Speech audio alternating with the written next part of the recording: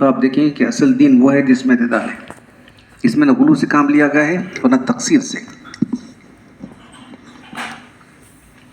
نہ راہبانہ طرز اختیار کیا گیا ہے، نہ حلال چیزوں کو حرام کیا گیا ہے، نہ چوپوں کی طرح بالکل جو ہے چھوڑ دیا گیا ہے، حلال حرام میں تمیز نہ رہے۔ اول غلو ہے اور ثانی جو ہے تقصیر ہے۔ بعض لوگوں نے اللہ اور اس کی صفات کو مخلوقات کی صفات کا تشبیہ دینی شروع کر دی۔ ایسے فرقے کو مشبیہ کہا گیا ہے، تشبیہ دینے والا اللہ کو۔ اللہ کا بھی ہاتھ ہے، اللہ کا بھی پاؤں ہے، ایسا اس طرح سے اللہ بے مثال ہے۔ کچھ بھی نہیں اللہ کا کہ کچھ، ارے معطلہ ہو گیا، پھر کچھ بولو نہ کوتے بس اللہ کے ہاتھ کا بس اللہ کے ہاتھ سے کرائے بھلے ادا ہو سوتا نہیں، اللہ کے دونوں ہاتھ کھلے ہوئے کرائے بس تک بولو، آگے پہ کچھ بولنے کا نہیں تمہیں، کیسا ہاتھ ہے کہ کچھ بولنا نہیں، کچھ بھی نہیں اللہ کا تو یہ مت بولو۔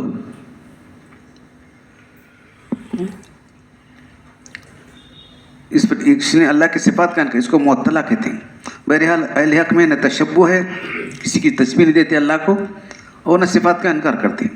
پھر جبریہ نے انسان کو مجبور مانا، قدریہ نے انسان کو مختار مانا۔ دونوں قول باطل ہیں، بلکہ قول ایک ہے کہ نہ بندہ مجبور محض ہے نہ قادر مطلق ہے، بعض امور پر اس کو قدرت ہے بعض پر نہیں ہے، جیسا کہ ظاہر ہے۔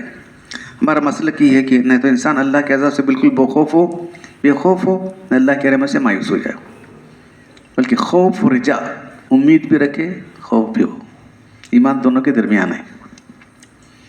آگے امام صاحب بھی فرماتے ہیں، پہلے جو اس کا خلاصہ کیا ہے یہاں اردو میں لکھو، ان کا ٹیکسٹ یہ ہے، ہمارا ایمان کیا ہے؟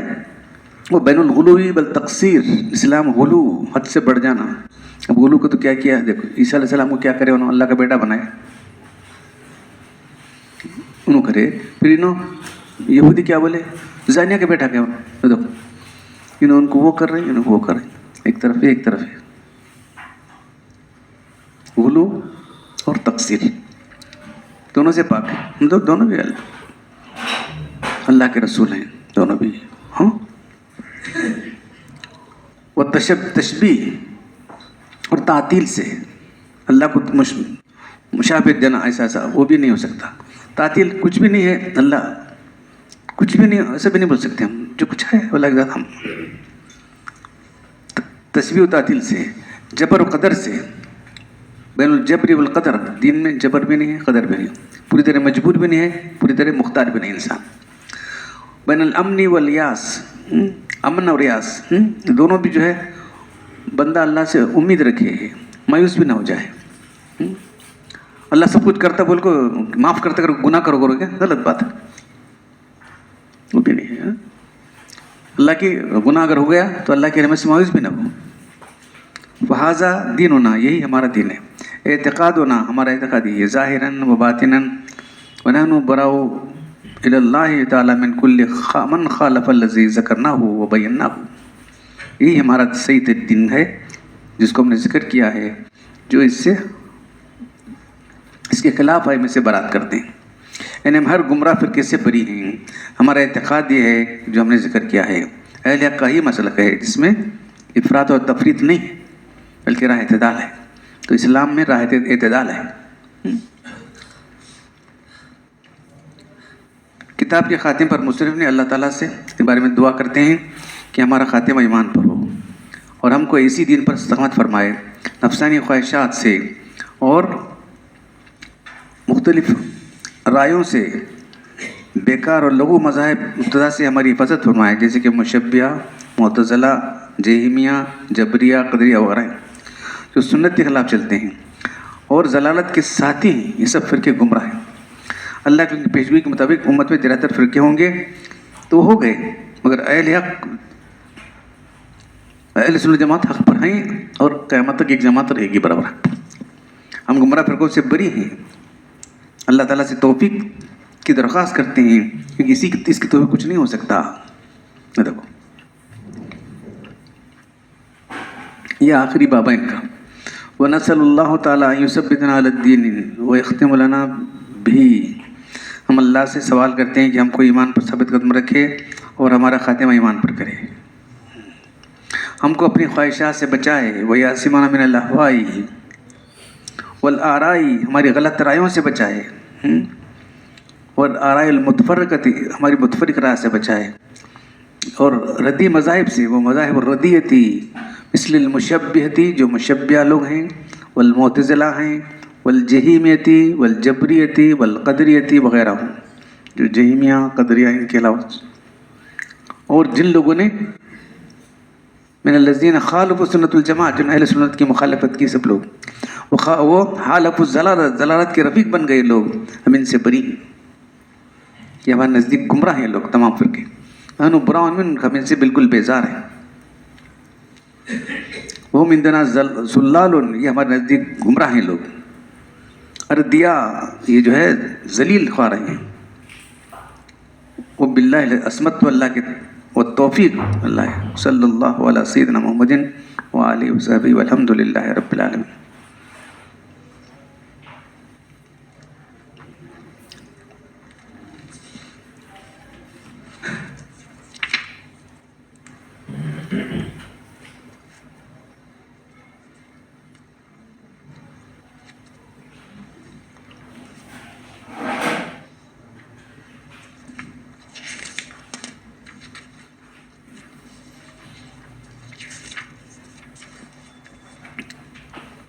افطرا کی امت کے اندر جو فرقے بننے والے ہیں، اس کی حدیث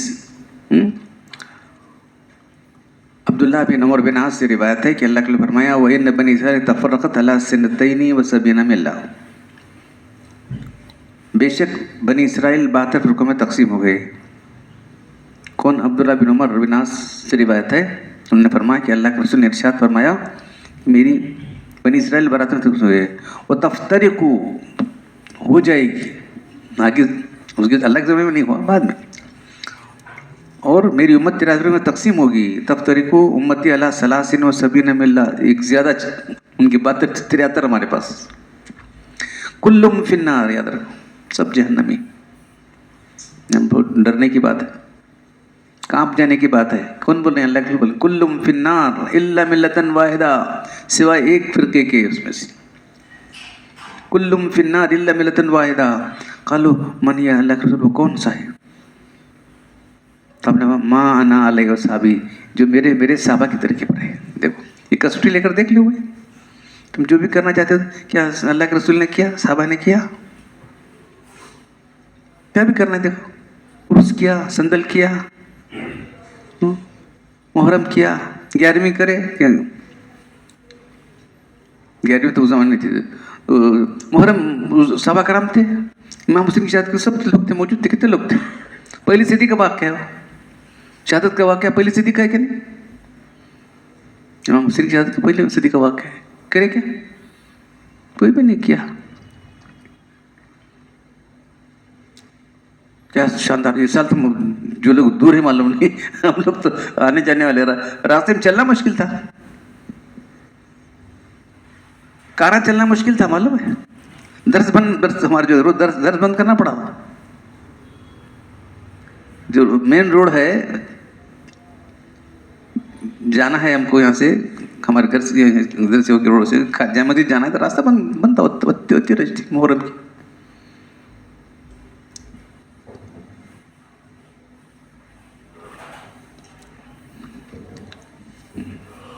تو جب اللہ کے رسول کا عرس ہوا، سندل ہوا، پھر سوچو تم محبوب زبانی ان سے پڑھے کیا؟ ارے ہم تو ان کی اولاد ہیں، محبوب زبانی کی، محبوب زبانی کہتے، محبوب زبانی کیا تھی؟ محبوب زبانی، چلو کٹے ہو سجائے جا رہے ہیں، وہ ہو رہا ہے، یہ ہو رہا ہے، کیا ہے یہ بار تو سچ تو زیادہ ہو، وہ 3 سال سے 2 سال سے کیا بھی نہیں کرے تھے، یہ سال خوب اپنی پڑاس نکالی لوگوں نے۔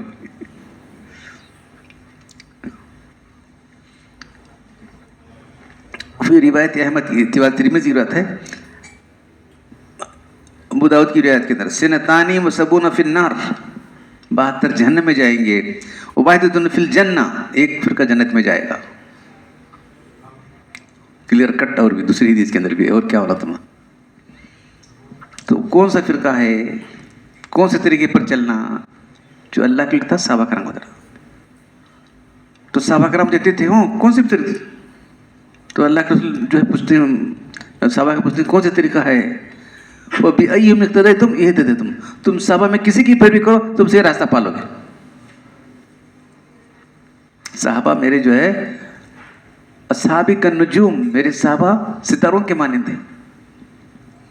تو بھی ایہم اقتدیتم، تم کسی کی شاعری کی پیروی کرو تم سے یہ راستہ پالو گے. تو جو اختلاف ائمہ کا اختلاف بول رہا ہوں میں، ائمہ کا اختلاف جو ہے وہ صحابہ کرام میں جو تھا وہ اس لیے وہ برا نہیں ہے.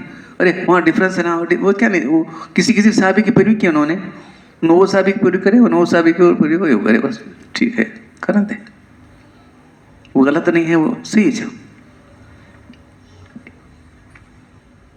فروعی اختلاف ہے، وہ سب فروعی یعنی شاخوں کا اختلاف ہے. بنیاد تو کچھ ہے، عقیدہ، بنیادی عقیدہ سب کا ایک چاروں ائمہ کا. معلوم ہوا کہ فرقہ ناجیہ وہ لوگ ہیں جو سنت نبوی اور جماعت صحابہ کے متبع اور پیرو ہوں. یہ امر سوا اہل سنت جماعت کی کسی گروہ میں نہیں. جماعت ہے نا، صحابہ کی جماعت ہے، یاد رکھو. کون سی؟ یہاں کی جماعت، وہاں کی جماعت نہیں. جماعت ہے نا، کون سی جماعت؟ بہت سارے جماعتیں بنا کے بیٹھے ہیں لوگ. ہماری جماعت تو نہیں، جماعت سے مراد جماعت صحابہ ہے. جاننا چاہیے کہ اس میں افتراق کے اصول اور عقائد کا اختلاف مراد ہے. جو 72-73 جو ہونے والے ہیں ان کا بنیادی اختلاف ہے. پھر جہنم میں جانے والے کا سب بنیادی اختلاف تو جائے گا. فروعی اختلاف ہے، کوئی جہنم میں نہیں جائے گا. اعمال اور عملیات کا اختلاف نہیں ہے. اس لیے بنی اسرائیل کا اور آپ کی امت کا عملی فروعی اختلاف 72-73 کے عدد میں منحصر نہیں ہے. دنیا کے عمل کے اختلاف بہت کچھ ہیں، کیا کر سکتے ہیں. معلوم کہ افتراق سے مراد عقائد اور اصول کا اختلاف مراد ہے. دخول جہنم کا سبب وہی ہے، عقائد کا اختلاف ہے.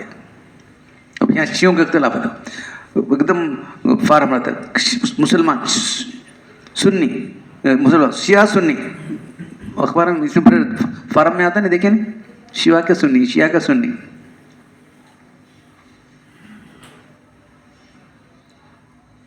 فارم ہر چیز میں دے دیتے. اب آپ کو بھائی کہ نہیں کہ معلوم نہیں. فارم بھرتے سبھی ہے کہ نکال دیا اسے، ہے کہ نکال دیا اسے.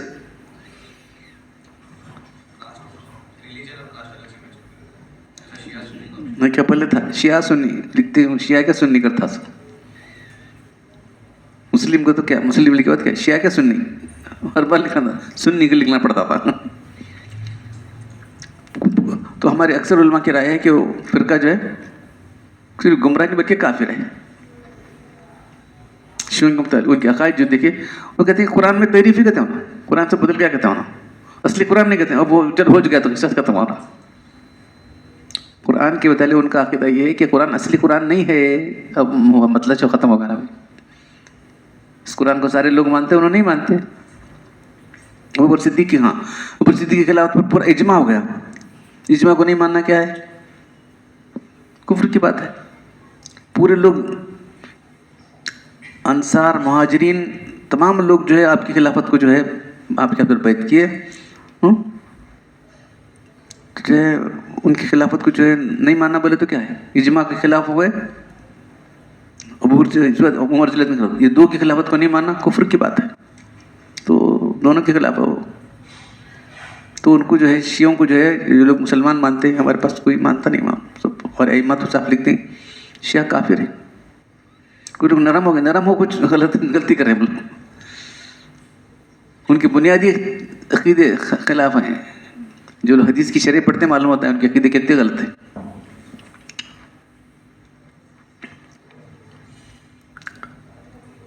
جو لوگ حضور پر ایمان لائے، آپ کی دعوت کو قبول کیا، اس لیے حضور صلی اللہ علیہ وسلم نے حدیث میں امتیوں کو اپنی طرف منسوب فرمایا، یعنی میری امت. اور اکثر بیشتر حدیث میں جہاں کہ بھی امت کو اپنی طرف منسوب کیا ہے وہ اہل قبلہ امت اجابت ہے.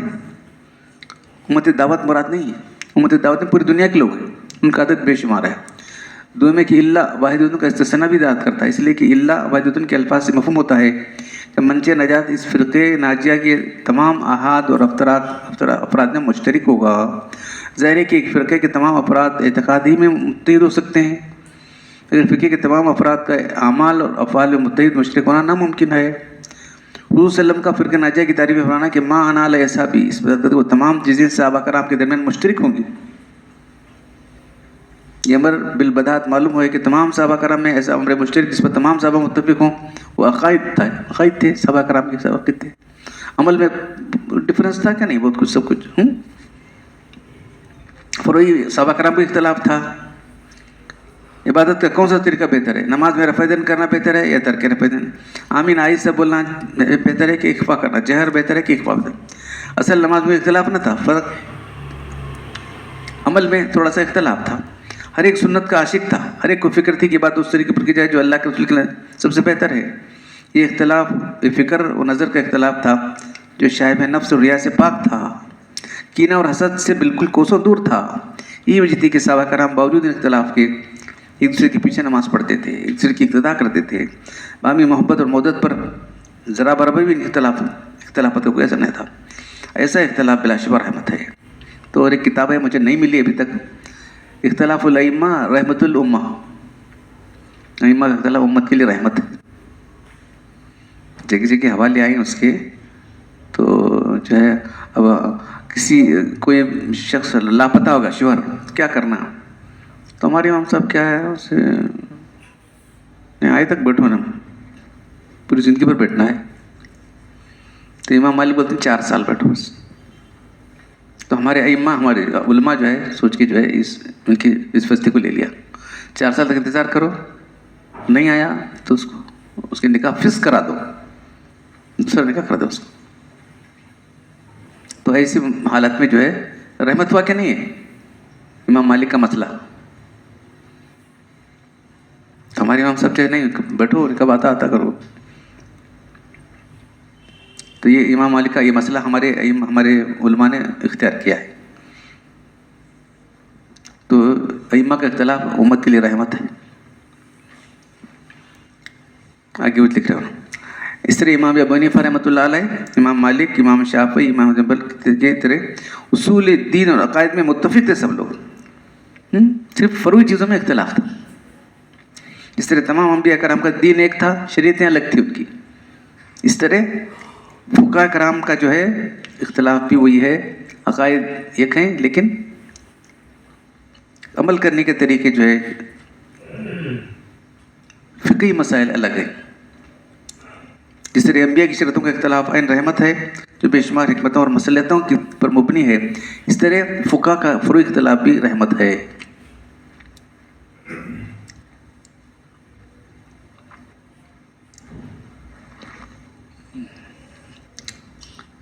یہ تو ناممکن ہے ادھر میں اختلاف ہی نہ ہو، ایسا کیسا ہو سکتا ہے؟ اختلاف نہیں سنا تو کیسا؟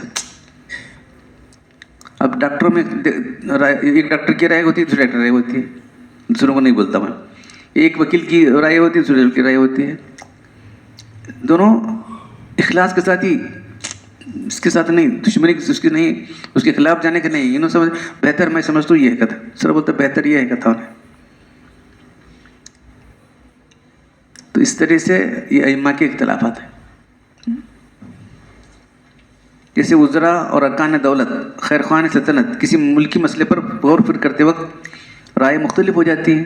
نہیں ایسا کرو بہتر ہے، نہیں ایسا کرنا بہتر ہے، رائے مختلف ہو جاتی ہے. یہ اختلاف سراسر رحمت ہوتا ہے.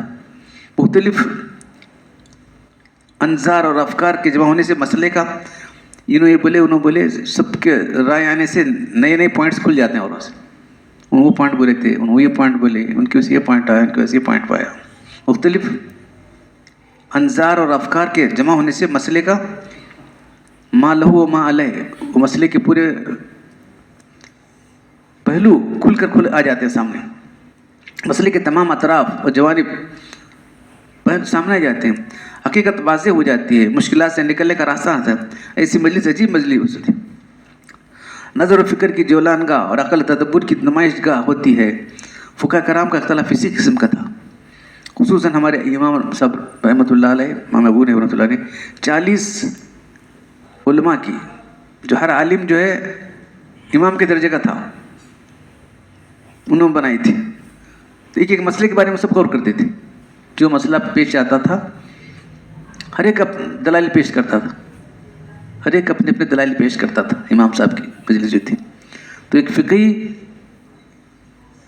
انہوں نے مجلس بنائی دی تھی، ہمیں پچھلی مجلس یہاں بنائے تھے فقہ اکیڈمی کر کے، فقہ اکیڈمی بنائے تھے، وہ بند کر دیے، کیا مجلسیں کر رہے تھے سب بند کر دیے، ان کا رسالہ نکلتا تھا وہ بند کر دیے۔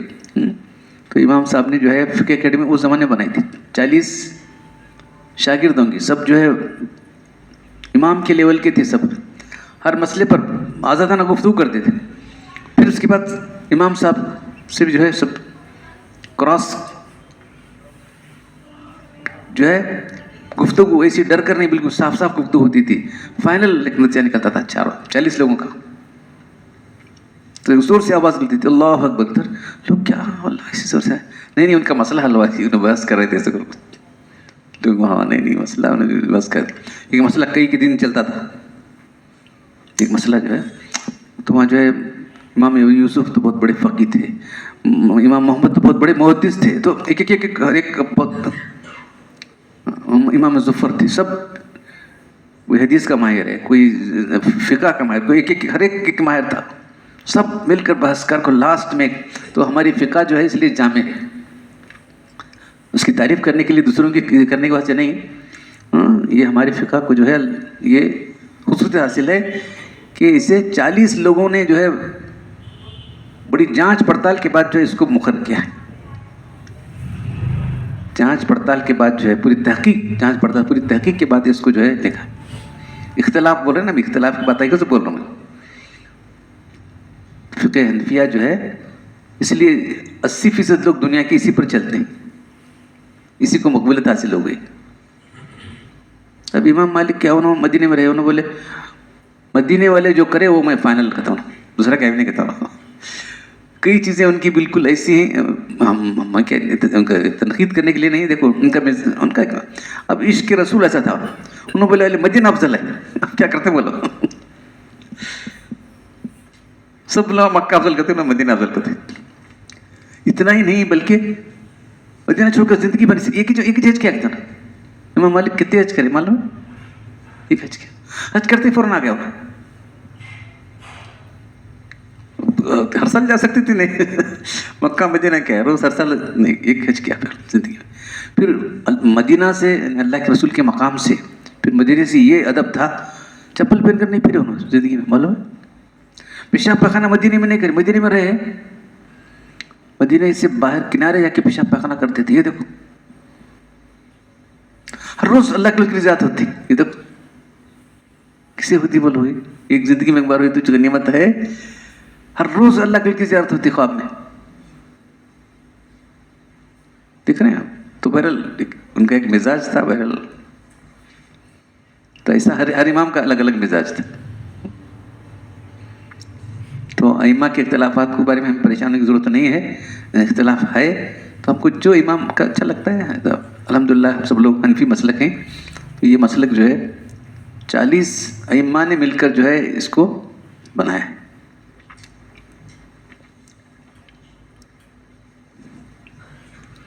تو بہرحال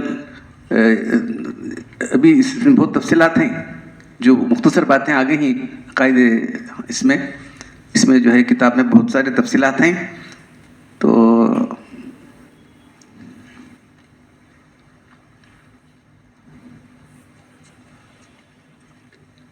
کیونکہ عقائد جو ہیں دین کی بنیاد ہیں، اس لیے میں اس کو جو ہے بیان کر رہا ہوں آپ کے سامنے، عقائد کو بیان کرنا اس لیے ضروری ہے، کسی اور جگہ بیان کرنا بہت مشکل ہے، اب وہاں ہے یہاں ہے وہاں ہے، بیان کرنا مشکل نہیں، ہماری مجلس ہے تو یہاں آپ عقیدہ اور آپ کا درست ہو جائے، آپ کا ایمان درست ہو جائے گا، آپ کو انشاءاللہ نجات ہو جائے گی، بس یہی ہماری فکر ہے اور کچھ بھی نہیں، آپ کا عقیدہ درست ہو جائے، عقیدہ درست ہو جائے آپ کا، یہ ہماری فکر ہے۔ وہاں سے کہاں سے آتے ہیں آپ لوگ، تو اگر اللہ تعالیٰ توفیق دے تو عقائد اسلام، یہ زبان بہت مشکل ہے، اس کی کیا کر سکتے ہیں، ایک دم بول سکتے ہیں پڑھو کرو، اس کی زبان بھی جو ہے انہوں کیا کریں، پہلے تھوڑا سا خلاصہ لکھیں اردو میں، خلاصہ لکھو، عربی ٹیکسٹ لکھیں، پھر وہ عربی کا ترجمہ کریں، اصل میں وہ جو مدرسے کے طلبہ ہیں ان کے واسطے ہے، وہ عوام کے لیے بہت مشکل ہے، عوام کے لوگ بھی دوسری لکھیں کتابیں، مگر اتنی جو ہے سیٹسفیکٹری، یہ کتاب سیٹسفیکٹری ہوتی تھی مگر زبان جو ہے بہت مشکل ہو گئی، اس کی زبان جو ہے تھوڑا مشکل ہونے کی وجہ سے، اور پھر فارسی کے الفاظ بہت ہیں، عربی فارسی کے الفاظ جو ہے آنے کی وجہ سے بہت مشکل ہے، کیا کرنا. اردو زبانی بنی سوئی جیسے اردو زبانی جو ہے عربی فارسی سے بنی ہے، کیا کر سکتے ہیں مولانا بھائی. تو اس لیے میں آپ کو سمجھا رہا ہوں.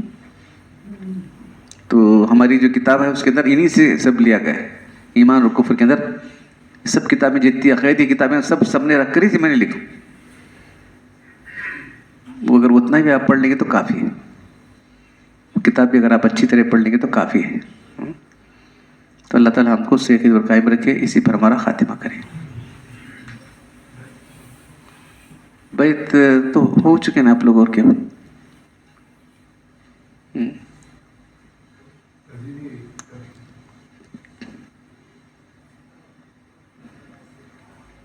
عقائد کا اعتراف، اعتقاد کا جو ہے اقرار کرنا، ہم وہ کرانا چاہتے ہوں.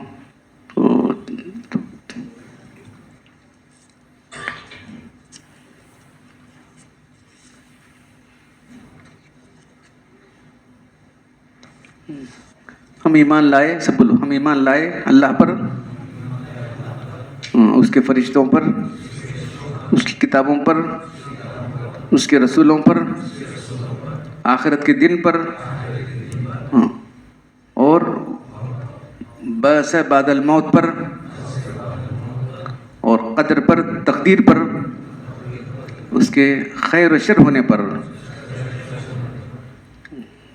اور کیا. بس یہی تو عقیدہ ہے. الحمدللہ رب العالمین، والصلاة والسلام علی رسول الکریم. ربنا ظلمنا انفسنا وإن لم تغفر لنا وترحمنا لنكونن من الخاسرين. ربنا آتنا في الدنيا حسنة وفي الآخرة وقنا عذاب النار. ربنا لا تزغ قلوبنا بعد إذ هديتنا وهب لنا من لدنك الرحمة إنك أنت الوهاب. يا مصرف القلوب صرف قلوبنا على طاعتك. يا مقلب القلوب ثبت قلوبنا على دينك. أنت ولينا في الدنيا والآخرة. توفنا مسلمين والحقنا بالصالحين. إن الله وملائكته يصلون على النبي يا أيها الذين آمنوا صلوا عليه وسلموا تسليما. صل على سيدنا محمد وعلى آله وسلم صلاة دائمة مقبولة تؤدي بها النقل وزيب دوام الكلام. سبحان ربك رب العزة عما يصفون وسلام على المرسلين والحمد لله رب العالمين.